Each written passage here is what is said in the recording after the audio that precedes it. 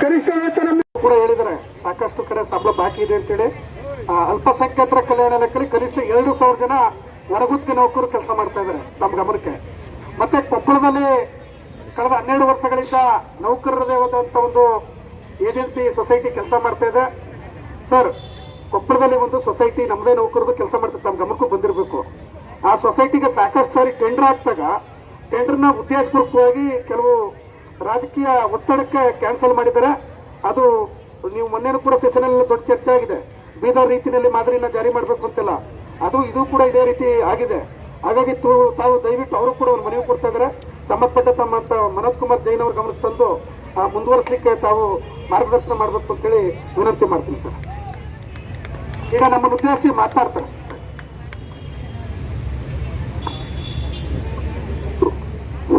ಎಲ್ಲರಿಗೂ ನಮಸ್ಕಾರಗಳು. ತಾವೆಲ್ಲ ಕರ್ನಾಟಕ ರಾಜ್ಯ ಸರ್ಕಾರಿ ವಸತಿ ನಿಲಯ ಹಾಗೂ ವಸತಿ ಶಾಲಾ ಹೊರಗುತ್ತಿಗೆ ನೌಕರರ ಸಂಘ ತಾವೆಲ್ಲ ಒಂದಿನದ ಇವತ್ತು ಒಂದು ಸಾಂಕೇತಿಕ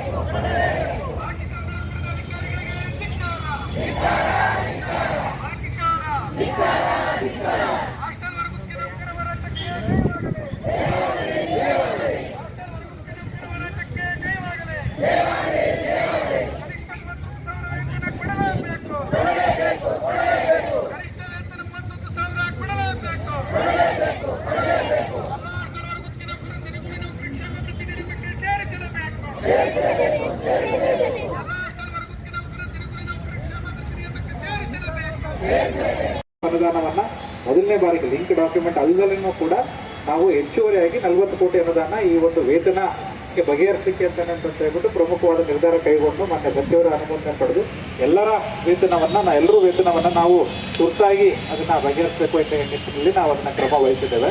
ಇದಲ್ಲದೆ ತಮ್ಮ ಈಗಾಗಲೇ ಕೊಟ್ಟಿರುವಂತಹ ಎಲ್ಲ ಬಹುತೇಕ ಬೇಡಿಕೆಗಳು ಸರ್ಕಾರದ ಹಂತದಲ್ಲಿ ಪರಿಶೀಲನೆಯಲ್ಲಿದೆ. ಈ ಸಭೆಯಲ್ಲೂ ಕೂಡ ನಾವು ಚರ್ಚೆ ಮಾಡ್ತೇವೆ.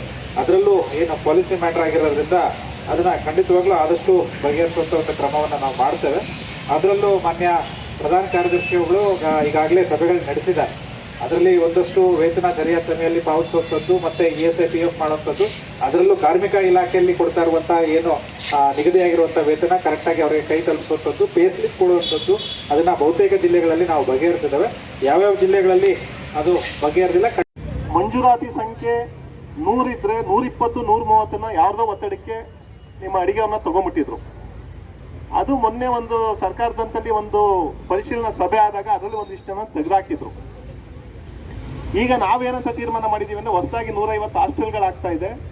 ಯಾರು ತೆಗೆದಾಕಿದ್ದಾರೆ ಆ ಸ್ಥಳೀಯವಾಗಿ ಯಾರ್ಯಾರಿದ್ದಾರೆ, ಫಾರ್ ಎಕ್ಸಾಂಪಲ್ ಗುಲ್ಬರ್ಗಾ ಟೌನ್ ಒಳಗಡೆ ಇರೋರನ್ನ ತೆಗೆದಾಕಿದೆ. ಗುಲ್ಬರ್ಗಾ ಟೌನ್ ಒಳಗಡೆ ಹೊಸ ಹಾಸ್ಟೆಲ್ ಆದ್ರೆ ಅವ್ರನ್ನೇ ಸೀನಿಯಾರಿಟಿ ಪ್ರಕಾರ ತಗೋಬೇಕು ಅಂತ ಒಂದು ತೀರ್ಮಾನ ಆಗಿದೆ. ಆಯ್ತಾ? ಅದರಿಂದ ಆ ಸಮಸ್ಯೆ ಬಹುಮುಖ್ಯವಾಗಿ ನಿಮ್ಮಲ್ಲಿ ಮುಂದೆ ಆ ಸಮಸ್ಯೆ ಬರಲ್ಲ. ಎರಡನೇದು, ಕೆಲವರಿಗೆ ಸ್ಯಾಲ್ರಿಗಳಾಗಿಲ್ಲ. ಇದೇ ಕಾರಣದಿಂದ ಸ್ಯಾಲ್ರಿ ಆಗಿಲ್ಲ. ಯಾಕಾಗಿಲ್ಲ ಅಂದ್ರೆ ಕೇಳಿಸ್ಕೊಳ್ಳಿ, ಹೇಳ್ತೀನಿ.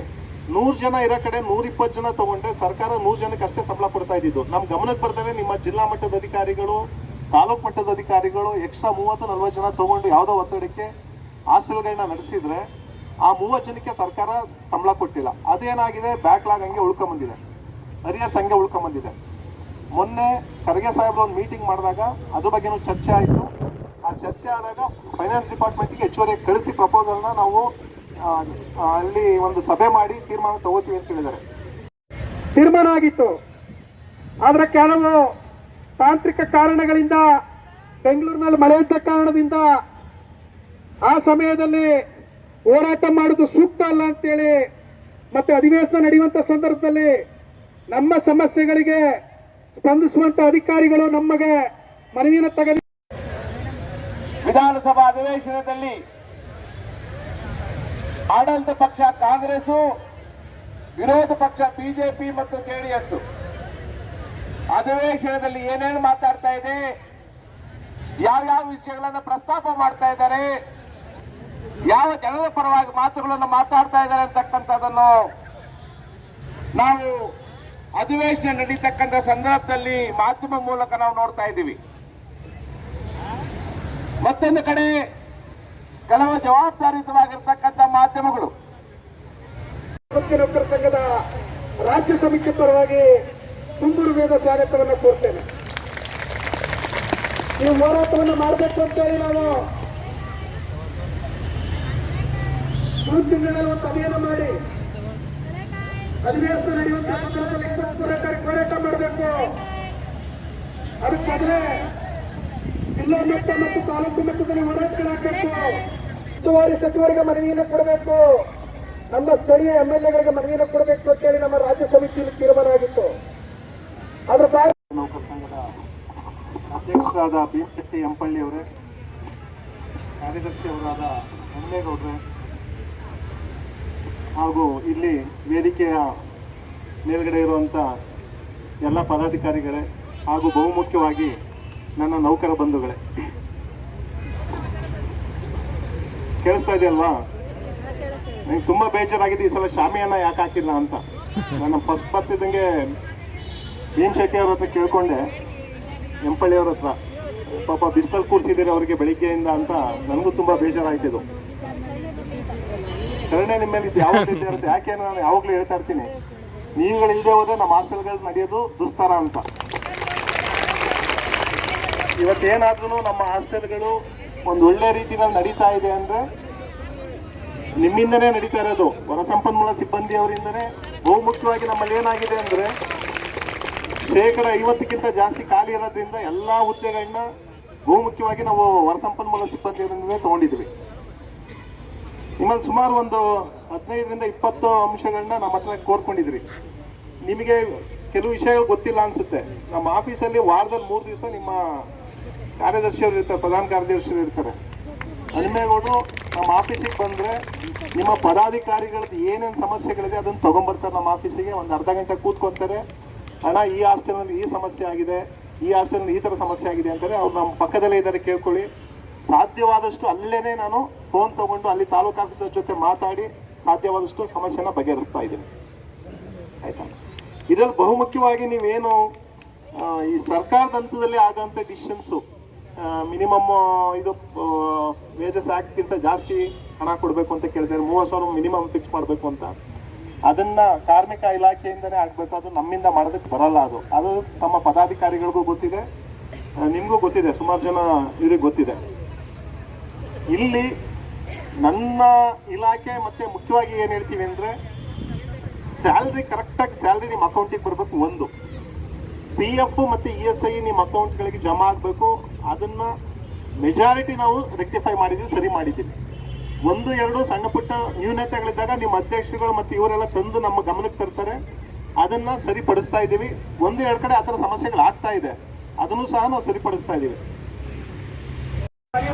ಈಗಾಗಲೇ ಕೊಟ್ಟು ಬಂದಿದ್ದೀರಿ. ಈ ಕೊಟ್ಟು ಬಂದ ಕಾರಣಕ್ಕಾಗಿ ಇವತ್ತು ಹೆಚ್ಚಿನ ಸಂಖ್ಯೆಯಲ್ಲಿ ಇವತ್ತು ನೀವು ಎದುರುಗಡೆ ಇವತ್ತಿನ ಹೋರಾಟದ ಕಣದಲ್ಲಿ ಬಂದಿದ್ದೀರಿ ಅನ್ನೋ ಮಾತನ್ನ ಹೇಳಿದ್ರು. ಅಷ್ಟೇ ಅಲ್ಲ, ಇತ್ತೀಚೆಗೆ ರಾಜ್ಯ ಸರ್ಕಾರದ ಗಮನಕ್ಕೆ ನಮ್ಮ ಬೇಡಿಕೆಗಳು ಗಮನಕ್ಕೆ ಬರ್ತಾ ಇದ್ದಾವೆ. ಈಗಾಗಲೇ ಮೊನ್ನೆ ನೀವು ಗೊತ್ತಿದೆ, ವಿಧಾನಸಭೆಯ ಅಧಿವೇಶನ ಸಂದರ್ಭದಲ್ಲಿ ಹಲವಾರು ಜನ MLAಗಳು ಮತ್ತು ಮಂತ್ರಿಗಳು ಮಾತಾಡಿದ್ದು ನೀವೆಲ್ಲ ಕೇಳಿದ್ದೀರಿ. ಈ ಹೊರಗುತ್ತಿಗೆ ನೌಕರರಿಗೆ ಅನ್ಯಾಯ ಆಗ್ತಾ ಇದೆ, ಹಾಸ್ಟೆಲ್ ಕೆಲಸ ಮಾಡ್ತಿರುವಂತಹ ಮಹಿಳೆಯರಿಗೆ ಅನ್ಯಾಯ ಆಗ್ತಾ ಇದೆ. ಅವರಿಗೆ ಸಂಬಳಗಳನ್ನ ಮತ್ತು ವೇತನವನ್ನು ಸರಿಯಾಗಿ ಕೊಡ್ತಾ ಇಲ್ಲ. ಹೊರಗುತ್ತಿಗೆ ಏಜೆನ್ಸಿಗಳು ಅವರು ಮೋಸ ಮಾಡ್ತಾ ಇದ್ದಾರೆ, ವಂಚನೆ ಮಾಡ್ತಾ ಇದ್ದಾರೆ. ಅವ್ರಿಗೆ ತಿಂಗಳ ಅವರಿಗೆ ಸಂಬಳ ಕೊಡ್ತಾ ಇಲ್ಲ.